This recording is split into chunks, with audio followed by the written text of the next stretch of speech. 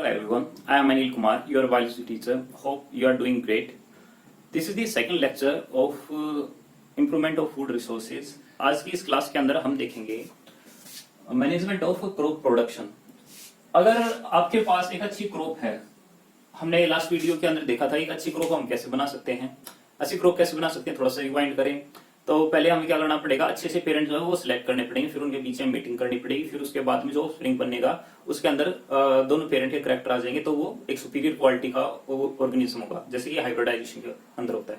या फिर हम क्या कर सकते हैं, एक डिजीज रेजिस्टेंट या फिर कोई क्वालिटी के लिए जो जीन जो है वो निकाल के दूसरे ऑर्गेनिज्म के अंदर डाल सकते हैं, जो हमने कम्युनिटी यानी टेक्नोलॉजी के अंदर देखा था एंड सो ऑन। तो हमारे पास में 4 अलग अलग तरीके जो थे, तो हम उससे क्रॉप तो बना लेंगे, लेकिन क्रॉप का अगर प्रोडक्शन अगर होने लग रहा है तो उस प्रोडक्शन को मेंटेन कैसे रखेंगे या फिर उस प्रोडक्शन को जो है ज्यादा कैसे करेंगे। तो उसके लिए हमें 3 डिफरेंट थिंग्स के ऊपर ज्यादा ध्यान देना पड़ेगा। और वो 3 डिफरेंट चीजें क्या है? Nutrient management. न्यूट्रिएंट मैनेजमेंट का मतलब क्या है? देखो, प्लांट जो है वो सोइल के ऊपर ग्रो करता है, और जब सोइल के ऊपर ग्रो करता है तो वो सोइल के अंदर के न्यूट्रिएंट जो है वो भी कैप्चर करता है। एंड अगर एक प्लांट अगर काफी ज्यादा बड़ा होने लग रहा है तो उसके नीचे की जो सोइल है उसके अंदर काफी सारे मिनरल्स उस प्लांट के अंदर जा चुके हैं, यानी कि उस एरिया के अंदर मिनरल की डेफिशिएंसी जो है वो हो चुकी है। तो अगर सेम स्पॉट के ऊपर अगर कोई दूसरा प्लांट अगर ग्रो करना चाहेगा तो वो उतना अच्छा ग्रो नहीं कर पाएगा, क्योंकि हमारे पास एक ही क्रॉप फील्ड है। अगर उस एक ही क्रॉप फील्ड के ऊपर अगर हम बार बार खेती करते रहेंगे बिना कोई दूसरा सप्लीमेंट दिए तो हमारी प्रोडक्टिविटी एक बार तो बढ़ेगी, फिर उसके बाद में डिक्रीज होती चली जाएगी। तो इस टाइप की चीजों के लिए हमें समझना पड़ेगा कि जो सोइल है उसके अंदर कुछ एलिमेंट्स होते हैं, कुछ न्यूट्रिएंट्स होते हैं जिनको हम इसेंशियल न्यूट्रिएंट कहते हैं।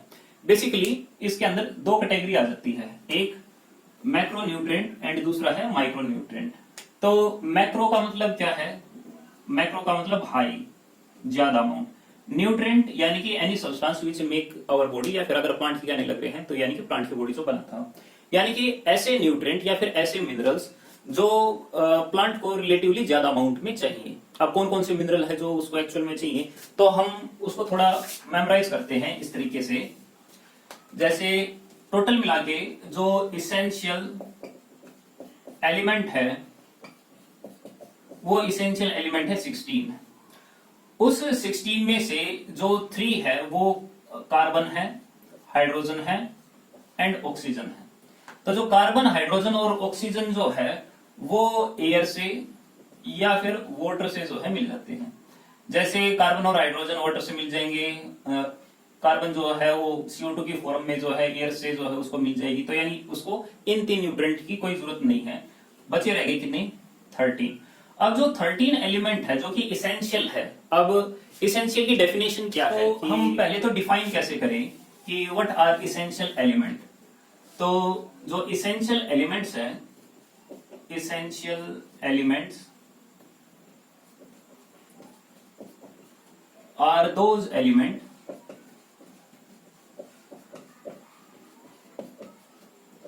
without which plant can't complete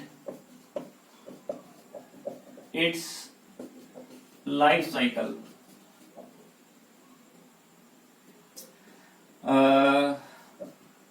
It is also not replaceable with other element। तो किसी दूसरे एलिमेंट से अगर रिप्लेस ना हो तो उसको भी हम क्या कहेंगे कि वो इसेंशियल एलिमेंट है। तो हमने कहा कि इसेंशियल एलिमेंट कितने हैं? इसेंशियल एलिमेंट है टोटल मिला के 16। अब जो वो 16 एलिमेंट है उसमें से हमने देखा कि कार्बन, हाइड्रोजन और ऑक्सीजन जो है वो तो प्लांट को एयर से और वाटर से मिल जाएगा, तो बचे कितने? 13। तो जो 13 एलिमेंट है उसमें से कुछ मैक्रो एलिमेंट है और कुछ जो है माइक्रो एलिमेंट है। मैक्रो कौन से हैं? याद रखें, NPK, कैल्शियम और मैग्नीशियम। NPK तो आप वैसे याद रखते हो, तो NPK अगर आप खेती करते हैं तो आपको नॉर्मली जो है इनके मतलब सुनने की जो है ज्यादा पड़ी होगी। कैल्शियम और मैग्नीशियम जो है वो और इसेंशियल है। माइक्रोन्यूट्रिएंट्स के लिए शॉर्ट ट्रिक यूज करते हैं हम, जीनी फैब मॉर्निंग क्लास। तो जेड आई जीनी, तो जीनी का जिंक जो है वो याद रखेंगे। फैब एफ ई यानी कि आयरन, बी से बोरोन, एम से मोलिब्डेनम, एम एन से मैग्नीज मॉर्निंग, सी एल से क्लोरीन क्लास, सी यू से कॉपर। तो ये ऐसे एलिमेंट है जो माइक्रो एलिमेंट है और ये ऐसे एलिमेंट है जो मैक्रो एलिमेंट है। आई होप आपको ये याद हो गया होगा। ठीक है, अगर हम मैक्रो एलिमेंट की बात करने लगे तो इसका मतलब क्या है, अगर वर्ड को अगर ब्रेक करें तो it is required more required to plant को इसकी रिक्वायरमेंट जो है वो ज्यादा है और इसकी लेस रिक्वायरमेंट है, लेस रिक्वायरमेंट टू प्लांट। अगर कोई मैक्रो अगर एलिमेंट होगा तो इसका क्या मतलब है और हमें पता कैसे चलेगा कि वो मैक्रो एलिमेंट है। तो हम क्या करते हैं, प्लांट का एक पार्ट लेते हैं, उसको बर्न करते हैं एंड बर्न करने के बाद जो ऐश है उसके अंदर हम देखते हैं कि कौन सा एलिमेंट प्रेजेंट है। अगर कोई element more than 1 microgram of gram dry weight of plant ash अगर मिलता है तो इसका मतलब क्या है, वो कैसा एलिमेंट है, मैक्रो है।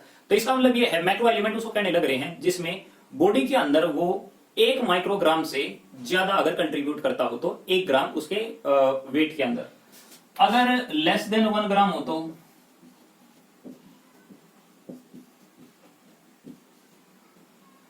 अगर जो ड्राई वेट है उसका अगर 1 मिलीग्राम 1 माइक्रोग्राम से भी अगर कम हो तो इसका मतलब क्या है, वो मैक्रो एलिमेंट जो है होगा। तो सिंपल सा है। ठीक है, तो मैक्रो एलिमेंट यानी कि जिसकी रिक्वायरमेंट ज्यादा हो और माइक्रो यानी कि जिसकी रिक्वायरमेंट जो रिलेटिवली कम हो। और 1 माइक्रोग्राम से कम हो तो इसका मतलब माइक्रो है और 1 माइक्रोग्राम से अगर ज्यादा है बॉडी कंपोनेंट के अंदर तो इसका मतलब वो मैक्रो है। ठीक है, अगर हमें इन चीजों का पता है और वी नो कि जैसे जैसे एक प्लांट ग्रो होता है तो प्लांट की ग्रोथ जैसे जैसे उसके अंदर होती रहेगी तो उसके अंदर यानी उस सोइल के अंदर मिनरल डेफिशिएंसी होती चली जाएगी। तो मिनरल की डेफिशिएंसी को किस तरीके से पूरा किया जा सकता है, तो उसके लिए चाहिए हमें कोई ना कोई सप्लीमेंट। अब वो सप्लीमेंट हम किस तरीके से यूज कर सकते हैं, तो हम उसको मेनली 2 कैटेगरी के अंदर डिवाइड करते हैं। एक है मैन्योर और दूसरा है फर्टिलाइजर। अब जो मैन्योर है,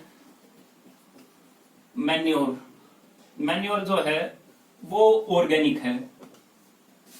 अब हम थोड़ी एग्जांपल से देखते हैं कि एक्चुअल में इसके अंदर क्या क्या आते हैं। जैसे कि फार्म यार्ड मैन्योर है। अब फार्म यार्ड क्या होता है कि जैसे कोई बगीचा है, उस बगीचे के अंदर पत्ते नॉर्मली गिरते हैं, तो अगर कोई पर्सन एक बड़ा सा खड्डा खोद के अगर वो पत्तों को डाल देता है फिर उसको ऊपर से कवर कर देता है और पानी वगैरह उसके ऊपर डालता है, तो कुछ टाइम के बाद में वो ब्राउन कलर में कन्वर्ट हो जाएगा एंड वो जो ब्राउन कलर है वो एक मैन्योर है यानी खाद है। अगर हम उसको प्लांट के अंदर वैसे डिस्ट्रीब्यूट कर देंगे तो जो मिनरल डेफिशिएंट हुए हैं वो फिर दोबारा से रिकवर हो जाएंगे। तो इसका मतलब क्या है कि मैन्योर जो है वो ऑर्गेनिक अनडाइजेस्टेड मटेरियल है ऑफ लिविंग ऑर्गेनिज्म। अगर हम कंपोस्ट की अगर बात करते हैं तो कंपोस्ट क्या होता है, जैसे कि अगर कोई एनिमल अगर डेड हो गया, पेड़ जो है वो गिर चुके हैं एंड वहां पर इंसेक्ट वगैरह अगर आने लग रहे हैं तो धीरे धीरे करके, या फिर अलग से कोई गार्बेज जो है वो भी अगर आने लग रहा है घर से या फिर कहीं और से, एंड धीरे धीरे करके वो अगर इकट्ठा होने लग रहा है एंड उसको हम खड्डे के अंदर डाल दें एंड फिर उसको ढक दे, तो अब इसके अंदर केवल प्लांट का वेस्ट नहीं है बल्कि हर तरीके का वेस्ट जो इसके अंदर डला हुआ है। एंड अगर कुछ टाइम के बाद में उसको अगर वैसा ही रहने दे तो धीरे धीरे करके उसके अंदर डिग्रेडेशन होने लग जाएगी एंड वो कन्वर्ट हो जाएगी इसके अंदर एक मैन्योर के अंदर। तो बेसिकली इन दोनों के अंदर बेसिक तरह से डिफरेंस है कि एक के अंदर तो केवल प्लांट का वेस्ट है और एक के अंदर प्लांट या फिर दूसरे ऑर्गेनिज्म का वेस्ट है वो भी आ सकता है। तीसरा अगर हम देखें वर्मी कंपोस्ट, वर्मी का मतलब क्या है, वर्मी कंपोस्ट। कंपोस्ट यानी मैन्योर है और वो मैन्योर बनी किससे है, वोर्म से। वोर्म जैसे कि अर्थवॉर्म है, तो अर्थवॉर्म जनरली जो है मिट्टी के ऊपर जो है पाया जाता है एंड वो क्या करता है कि पत्ते वगैरह पड़े हुए हैं उनको खाता है, मिट्टी जो है उसको खाता है एंड उसका वेस्ट कंटिन्यूअसली बाहर जो है निकलता रहता है। अर्थवॉर्म के द्वारा खाया हुआ जो फूड है उसका जो वेस्ट जो बनेगा वो वेस्ट न्यूट्रिएंट में काफी ज्यादा होता है एंड वो एक डायरेक्ट मैन्योर है। तो आज के टाइम पे हम अगर मार्केट के अंदर देखें तो हमें वर्मी कंपोस्ट जो मैन्योर जो है वो मिलती है क्योंकि हम स्पेशली इंसेक्ट जो है वर्म जो है वो डेवलप करने लग रहे हैं, पर्टिकुलरली कि जो वेस्ट फूड है उसको खा लिया जाए एंड फिर जो उनका वेस्ट निकलता है वो एज मैन्योर जो है यूज कर लिया जाए। तो इसका मतलब ये है कि जो मैन्योर है वो कैसी है, इन्वायरमेंटल फ्रेंडली है।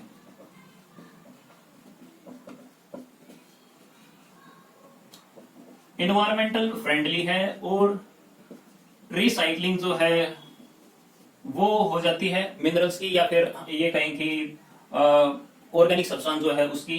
इसके अलावा ये पोल्यूशन नहीं करती और ना ही कोई टॉक्सिन जो है वो रिलीज करती। No toxic material release. अगर हम ग्रीन मैन्योर की बात करें तो जैसे कि सनहैम्प है, गसम है, तो अगर हम इन प्लांट को अगर उगाएं एंड जब ये बड़े हो जाएं तो फिर डायरेक्टली प्लो अगर कर देते हैं तो धीरे धीरे करके वो जो प्लांट अब जो गिर चुके हैं वो धीरे धीरे करके ग्रीन सब्सटेंस के अंदर कन्वर्ट हो जाते हैं और जो वो ग्रीन सब्सटेंस है वही आगे चल के जो है मैन्योर का काम जो है वो करने लग रहे हैं। तो अगर हम इस तरीके से अगर देखते हैं तो ये सारी नेचुरल मेथड है एंड नेचुरली जो है प्लांट की जो न्यूट्रिएंट वैल्यू कम हो गई थी वो वापस प्लांट के द्वारा ही या दूसरे वेस्ट के द्वारा ही ऑटोमेटिकली रिकवर जो है वो कर ली जाती है, यानी रिस्टोर जो है कर ली जाती है एंड इसका कोई नुकसान भी नहीं है। लेकिन इसकी कुछ लिमिटेशंस हैं। अब लिमिटेशन क्या है कि अगर प्लांट को अगर केवल नाइट्रोजन ही चाहिए तो ऐसा नहीं है कि जो मैन्योर है वो केवल नाइट्रोजन ही दे, वो जितने भी न्यूट्रिएंट है वो सारे देगा। दूसरी बड़ी प्रॉब्लम क्या है कि ये जो मैन्योर है इनसे स्मेल जो है वो ज्यादा आती है, तो ये इजीली मैनेज जो है वो नहीं हो सकती। तीसरा जो बड़ा कारण है वो ये कि एक तो न्यूट्रिएंट को लेकर नॉन स्पेसिफिक तो ये है ही, उसके साथ साथ में इनके लिए काफी ज्यादा बल्क जो है वो इकट्ठा करना पड़ता है, यानी कि मटेरियल काफी ज्यादा है लेकिन जो न्यूट्रिएंट थिंग वो रिलेटिवली काफी ज्यादा कम देंगे, तो स्टोरेज की प्रॉब्लम जो है वो हो सकती है। बाकी चीज अच्छी है लेकिन स्टोरेज और मैनिपुलेशन जो है इनका ठीक से जो है वो नहीं हो सकता, तो इसी वजह से हमें कोई ना कोई अल्टरनेट जो है वो देखना होता है। एंड जब अल्टरनेट देखते हैं तो हमारे पास एक दूसरी कैटेगरी आ जाती है और वो है फर्टिलाइजर। फर्टिलाइजर की अगर हम बात करें तो ये न्यूट्रिएंट स्पेसिफिक है एंड क्योंकि न्यूट्रिएंट स्पेसिफिक है तो ये सिंथेटिक है एंड सिंथेटिक होने की वजह से ये आगे चलके और प्रॉब्लम जो है कर सकते हैं। अगर हम एग्जांपल देखें, पर्टिकुलर नाइट्रोजन के लिए जो है यूरिया जो है वो हमें मिलता है, अगर फास्फेट की अगर कमी है तो सुपर फास्फेट जो है वो आता है, अगर पोटेशियम की कमी है तो पोटेशियम क्लोराइड या फिर पोटेशियम सल्फेट जो है वो भी हमें मार्केट के अंदर मिलता है। तो यानी कि अगर सॉइल के अंदर एक पर्टिकुलर न्यूट्रिएंट की अगर कमी है तो वो पर्टिकुलर न्यूट्रिएंट जो है प्लांट को जो है प्रोवाइड किया जा सकता है with the help of this fertiliser and इनसे रिकवरी भी काफी जल्दी हो जाती है, फसल जो है वो भी काफी जल्दी जो है ग्रो होती है एंड फ्रूट भी जो है काफी जल्दी जो है वो आ जाते हैं। बट इनके साथ काफी बड़ी प्रॉब्लम है। अब इनके साथ क्या प्रॉब्लम है, जो इनके साथ बहुत बड़ी प्रॉब्लम है उनको हम कहते हैं यूट्रोफिकेशन। यूट्रोफिकेशन यूट्रोफिकेशन क्या है, it is the increase of waste substance in water that increases the aging of water body। अब सपोज करो एक पर्सन के खेत जो है वो एक तालाब के पास में थे एंड जो किसान है वो क्या करता था, यूरिया जो है वो खेतों के अंदर डालता था, उसका कुछ यूरिया जो है वो उस तालाब के अंदर चला जाता था। अब तालाब के अंदर वो जब यूरिया जाएगा तो उसकी वजह से जो यूरिया के न्यूट्रिएंट हो पानी के अंदर चले गए, पानी के अंदर जाने की वजह से जो वहां पर प्लांट होंगे, जो वहां पे एल्गीज होगी वो ज्यादा ग्रो करेगी और जब वो ज्यादा करेगी तो वहां पे फूड चेंज जो है वो स्टार्ट हो जाती है, जिसकी वजह से पानी का लेवल धीरे धीरे करके जो है कम होने लगने लग जाता है, जो क्वालिटी है वो कम होने लग जाती है और धीरे धीरे करके जो तालाब जो है वो सूखने जो है वो लग जाता है। इसके साथ में अगर हम फर्टिलाइजर है, अगर फर्टिलाइजर को डायरेक्टली किसी एनिमल को अगर खिलाते हैं तो उसके टॉक्सिक इफेक्ट जो है वो सामने आते हैं। किसी को ब्रेन डैमेज है या मेमोरी की प्रॉब्लम जो है वो आ जाती है, किसी की एग की सेल जो है वो ठीक से ग्रो नहीं होती, तो there is lot of differences. तो अगर हम कंपैरेटिवली अगर देखते हैं फर्टिलाइजर को एंड मैन्योर को तो हमें ऐसे डिफरेंस जो है वो देखने को मिलते हैं।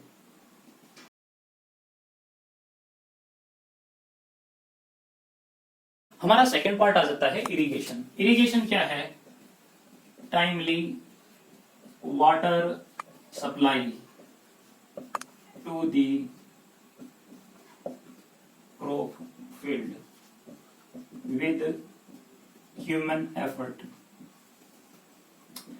जनरली जो सिंचाई होती है यानी जो पानी देने का होता है तो वो पानी नॉर्मली जो है बारिश के द्वारा पहले दिया जाता था, लेकिन अगर ह्यूमन के द्वारा अगर पानी दिया जाए खेतों के अंदर तो हम उसको बोल देते हैं क्या, इरिगेशन। अब ट्रेडिशन और एरिया के हिसाब से इसको अलग अलग कैटेगरी के अंदर जो है वो डिवाइड कर रखा है। जैसे भाई पहले टाइम था वेल्स का। अब वेल के अंदर क्या होते हैं, हम पहले तो एक बड़ा सा कुआं जो है वो खोदते हैं एंड फिर उसके बाद में रेट जो है वो लगते थे एंड गोल गोल वो चक्कर काटते थे एंड जब गोल गोल चक्कर काटते थे तो पानी जो नीचे का है वो ऊपर की तरफ आता था एंड फिर पानी जो है वो सप्लाई किया जाता था खेतों के अंदर। फिर उसके बाद ट्यूबवेल आए। आज भी हम ट्यूबवेल जो है वो यूज करते हैं। ट्यूबवेल के अंदर जो वाटर पंप जो है वो लगाया जाता है जिससे उस कुएं के अंदर मतलब बोरिंग जो कर रखी है उससे पानी जो है वो निकाला जाता है और खेतों के अंदर दिया जाता है। तो नॉर्मली एक ट्रेडिशनल मेथड है। एक होता है टैंक्स बनाना। अब टैंक्स जो है वो यूज किए जाते हैं हिली एरियाज के अंदर। बड़ी बड़ी हिल्स है, वहां पर बारिश होती रहती है, तो बारिश होती है तो कैचमेंट एरिया जो है वो बनता है और जब कैचमेंट एरिया होता है तो वहां पर पानी कुछ टाइम तक ठहरता है। अगर उसको हम थोड़े टाइम तक रोक सके एंड फिर उसके बाद डायरेक्शन दे करके अपने खेतों की तरफ अगर ले जाएं तो उसको हम कह देते हैं टैंक्स। कैनाल सिस्टम क्या होता है, एक एक खेत के अंदर पानी है या फिर नदी है या फिर धाना है, उस धान्य को यूज करके अगर हम पानी अगर सप्लाई करते हैं खेतों के अंदर तो उसको हम कैनाल सिस्टम कह देते हैं। रिवर लिफ्ट सिस्टम क्या है, खेतों के पास में अगर कोई नदी है और नदी से अगर हम पानी अपने खेतों के अंदर पास करने लग रहे हैं तो उसको हम रिवर लिफ्ट सिस्टम कह देते हैं। स्प्रिंकलर ये तो आपके आसपास में भी होता है, फुहारे खेती। तो जो आपका समरसेल है या फिर जो आपका ट्यूबवेल है उसके साथ में जो स्प्रिंकलर जो है वो जोड़ दिए जाते हैं एंड वो स्प्रिंकलर जो है धीरे धीरे करके चारों तरफ गोल गोल घूमता रहता है एंड पानी जो है हर प्लांट तक पहुंचाता रहता है। तो इसमें पानी की वेस्टेज नहीं होती, जहां पे सैंडी सॉइल होती है वहां पर ये स्प्रिंकलर जो है वो प्रेफर किया जाता है। ड्रिप इरिगेशन, ड्रिप होता है ड्रॉप बाय ड्रॉप, यानी कि जैसे कि एक छोटा प्लांट है, अगर उस छोटे प्लांट की अगर रूट पे ही अगर हम वाटर अगर पहुंचाते हैं तो उसको हम कह देते हैं ड्रिप इरिगेशन। एक ज्यादा एडवांस तरीका है, अगर पानी की काफी ज्यादा कमी है या फिर हम बचाना चाहते हैं तो उसके लिए लंबे लंबे पाइप जो है वो लगाए जाते हैं एंड उनके अंदर छोटे छोटे छेद किए जाते हैं एंड वो छेद केवल जो है डायरेक्टली रूट के अंदर ही वाटर जो है वो छोड़ती है जिससे कि पानी की बचत होती है और प्लांट भी जो है वो ठीक से ग्रो हो पाता है। रेन वाटर हार्वेस्टिंग भी एक अच्छी चीज है। जनरली जब भी बारिश होता है तो उसका पानी अगर हम कुएं के पास में अगर रोक सके एंड फिर उस कुएं के पानी को अगर हम यूज कर ले तो उसको हम रेन वाटर हार्वेस्टिंग कह सकते हैं। वाटर शेड मैनेजमेंट जनरली शहरों के अंदर किया जा सकता है या फिर डैम जो है अगर वो बना करके अगर वहां आसपास में हम अगर परकुलेट कर पाए पानी को एंड उससे वाटर टेबल अगर बढ़ जाती है तो हम वाटर शेड मैनेजमेंट या फिर चेक डैम जो है वो करने लग रहे हैं। तो अगर हम शहर के अंदर देखें तो शहर के अंदर ऐसा किया जाता है कि जो उनकी छत होती है उसके ऊपर जो है बड़े बड़े टैंक रखे जाते हैं जिससे पानी जो इकट्ठा हो एंड फिर उसके बाद में डायरेक्टली एक पाइप जो है नीचे पहुंचा दिया जाता है जिससे कि वाटर टेबल जो है वो बढ़ सके। तो there are different methods of irrigation. हमारा नेक्स्ट पार्ट है हमारा क्रॉप पैटर्न। अब ये बात ठीक है कि हमने प्रोडक्टिविटी बढ़ाने के लिए उसको मैन्योर भी दे दिया, उसको फर्टिलाइजर भी दे दिया, हमने जो है इरिगेशन भी ठीक से कर दी, लेकिन अभी काम पूरा नहीं हुआ है। क्यों पूरा नहीं हुआ है? क्योंकि अगर आपने खेत के अंदर भी बीज डाल भी दिए तो हो सकता है कोई इंसेक्ट लग जाए, पेस्ट लग जाए या फिर ड्रोट आ जाए, तो संभव ऐसी चीज हो सकती है जिससे कि हमारी खेती जो खराब हो जाए। तो उसका इलाज क्या है? उसका इलाज है क्रॉप पैटर्न। और क्रॉप पैटर्न क्या है कि एक ही फील्ड के अंदर एक क्रॉप ना उगा करके एक से ज्यादा यानी कि दो या दो से ज्यादा क्रॉप अगर हम इकट्ठे एक ही फील्ड के अंदर उगाते हैं तो उसको कहते हैं हम क्रॉप पैटर्न।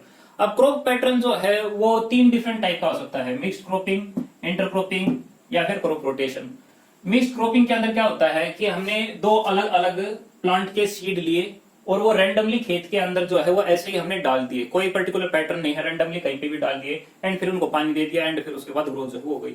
अब उसका फायदा क्या है? उसका फायदा ये है कि ऐसे जो क्रॉप होगी उसके ऊपर इंसेक्ट अगर एक पौधे पे लग गया तो वो दूसरे के ऊपर फैलेगा नहीं, ठीक है। तो यानी कि कंप्लीटली लॉस जो है वो नहीं होगा। हालांकि बाद में जब हम हार्वेस्टिंग करेंगे यानी काटेंगे उसमें प्रॉब्लम तो होगी, लेकिन प्रॉब्लम को मिनिमाइज किया जा सकता है। किस तरीके से? अगर हम 2 डिफरेंट जो क्रॉप लेने लग रहे हैं, अगर उनकी हम मैच्योरिटी टाइम अगर अलग अलग ले तो एक टाइम पे जो मैच्योर हो चुका है दूसरा मैच्योर नहीं हुआ है तो उसमें जो हम आसानी से काट सकते हैं। इसके अलावा पानी की रिक्वायरमेंट दोनों की अलग होनी चाहिए तो उससे जो है मिक्स क्रॉपिंग जो है वो और अच्छे से जो हो जाएगी।